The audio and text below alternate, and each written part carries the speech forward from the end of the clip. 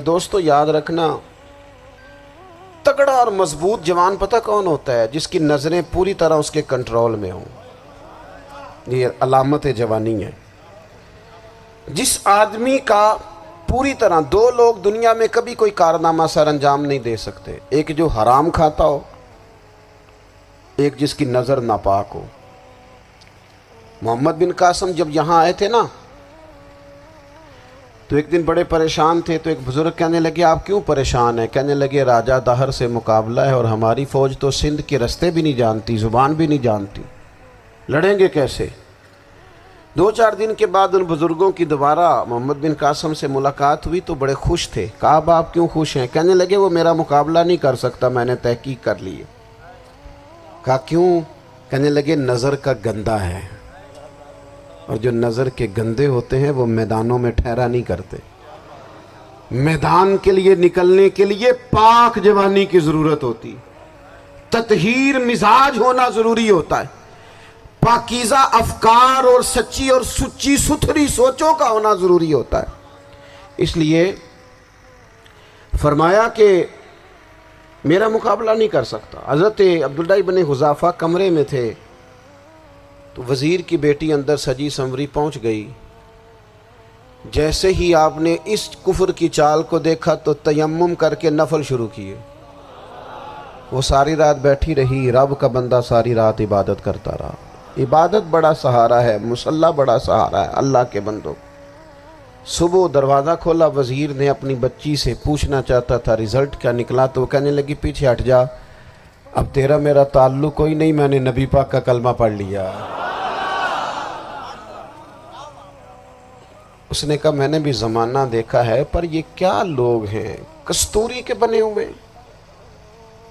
سندل سے دھلے ہوئے، کہ میں ساری رات کمرے میں رہی اور 100 اور 1000 آدمی جس جوان کا مقابلہ نہ کر سکے، اتنا طاقتور جوان کمرے میں رہا اور اسے نظر اٹھا کے نہ دیکھا۔ او کچا رنگے للاری والا جڑا چڑھدا تے لیندا رہندا ہے، اے عشق تیرے دا رنگ محمد چڑھیا پھر نہیں لیندا۔ میں کہا ایک دفعہ نظر اٹھا کے نہیں دیکھا، کمال ہو گئی۔ اتنے بڑے لوگ، اتنی بڑی سعادت مندی، فیروز بختی، معاملہ فہمی حد ہو گئی۔ اللہ اکبر۔ دوستو بادشاہ جب پوری طرح ہار گیا نا، اس نے کہا مار دو۔ تیل گرم کیا ایک کڑاہی میں، اور جب آپ کو اس میں ڈالنے لگے تو آپ کی آنکھوں میں آنسو آ گئے۔ بادشاہ کا خیال ہوا شاید نرم ہو گئے ہیں، کہنے لگا روئے کیوں؟ فرمانے لگے سوچتا ہوں جان ہی ایک ہے، کتنا مزہ ہے اس کی راہ میں جان دینے کا، کتنی لذت ہے اس کے نام پر مرنے میں، کتنا لطف ہے۔ جے تو چڑھیا اتے دار بھی نہیں تے جے تو وکیا عشق بازار بھی نہیں، تے ایڈا سستا سودا پیار بھی نہیں، تے ایڈا سستا لبدا یار بھی نہیں۔ کئی جنگل گانے پیندے نہیں، کئی دوزخ لنگنے پیندے نہیں، جے وہ اس ملوں بھی مل جاوے، ایدوں سستا ہور بپار بھی نہیں۔ تے کچھ سمجھ نہ آوے لوکانوں وہ کادے نال شہید کرے، ڈٹھی یار دے ہاتھ تلوار بھی نہیں، پر او دا خالی جاندہ وار بھی نہیں۔ کہنے لگے ایک جان ہے نا، تو دل کرتا ہے ہزاروں ہوتی تو ایک ایک کر کے محبوب کے نام پہ قربان کرتا، جب میرے پاس ہے ہی ایک، کروں کیا؟ حضرت عبداللہ ابن حذافہ رضی اللہ تعالیٰ عنہ جب روئے اور بادشاہ نے یہ بات سنی تو بادشاہ اٹھ کے کھڑا ہو گیا، سارے وزیروں مشیروں کو کہنے لگا تم نے کہا تھا نا بندہ ضائع کرنے والا نہیں، یہ بھی ضائع کرنے والا نہیں۔ کہنے لگا میرا ماتھا چومو، تم جیسے لوگوں کو قتل نہیں کرنا چاہیے، آزاد کرنا چاہیے۔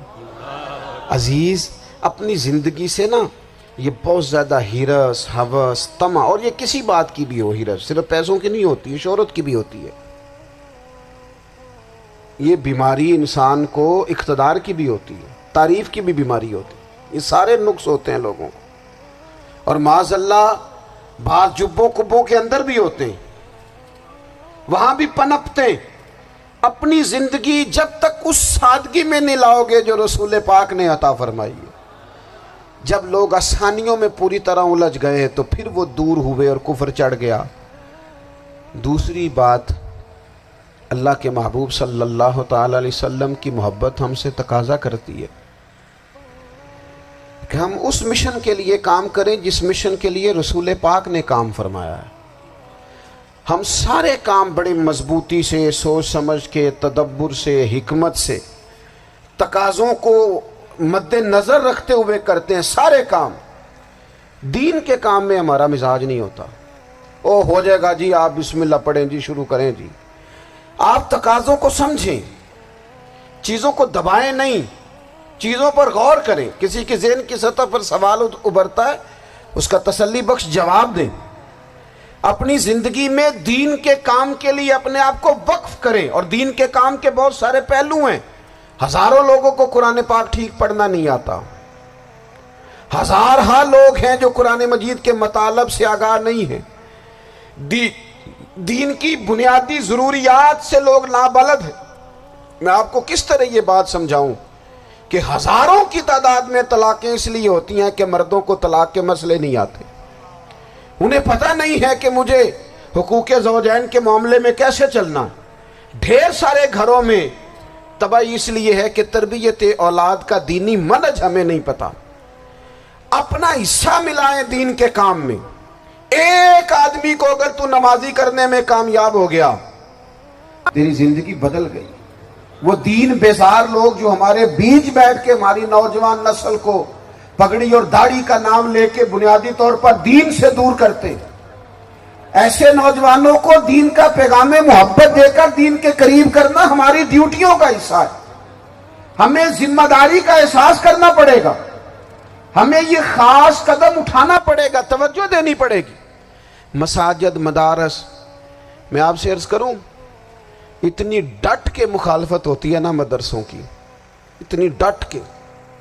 میں ادارہ چلاتا ہوں، اس کے چلانے میں جو مشکلات ہیں وہ تو ہم بتا نہیں سکتے آپ کو، اس لیے کہ میری قوم، میرا اس قوم سے تعلق ہے جو نعت خواں امیر کرنا چاہتی ہے، مدرسے نہیں۔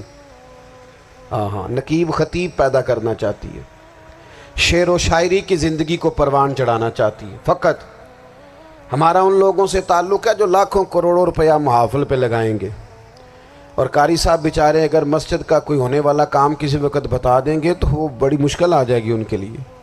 یہ کیسے ہو سکتا ہے، آپ نے یہ ڈیوٹی بتا دی؟ مدارس، اور جتنا اہم رول دین کو پھیلانے میں مدارس اسلامیہ کا ہے، اتنی زبردست۔ لوگوں کا خیال ہوتا ہے میری طرح کے لوگ شاید کام کرتے ہیں، ڈیوٹی کرتے ہیں۔ یہ 10-15 لوگ آپ کو نظر آتے ہیں جو آپ کو کہیں میڈیا پر یا ادھر ادھر ڈیوٹی کرتے، مخلص لوگ اپنی جگہ پہ، وہ بھی بڑا ہی کام کر رہے ہیں، جو میڈیا پہ آ کے بھی اخلاص سے اور درد دل سے کو دین کی، ان کی بھی کسی بات کی حوصلہ شکنی نہیں۔ لیکن ہزارہا اساتذہ جو مدارس میں بیٹھ کے پڑھاتے ہیں، جنہوں نے وہ سارے لوگ تیار، آپ سمجھ نہیں سکتے کتنا بڑا کام۔ حفظ کا استاد جو ہوتا ہے نا، اس کی ڈیوٹی 24 گھنٹے ہوتی ہے، فجر سے پہلے، اور اس نے بچوں کو اٹھانا ہے۔ تنخواہ تو ہم انہیں دینا نہیں نہ چاہتے جی، تنخواہ نہیں دئی دی انہوں نے، ہمیں مولوی امیر نہ ہو جانا۔ مولوی نو تے سوٹ بھی 27ویں والی رات دے ہے تاکہ کدھر سوان کے عید والے دن پا نہ لوے، چونکہ 27ویں تو بعد تے درزی پھڑتا ہی کوئی نہیں، کیوں حضرت؟ ایسے ہی ہے نا، اس وقت تو نہیں نہ لیتا۔ تو ہم چاہتے ہیں مولوی ہماری مرضی کے ہماری طرح کا سوٹ نہ پہن لے۔ مدارس کی مضبوطی، آپ یہ دیکھ لیں، یہ صلاح الدین ایوبی کا تعلق بھلا کس چیز سے تھا؟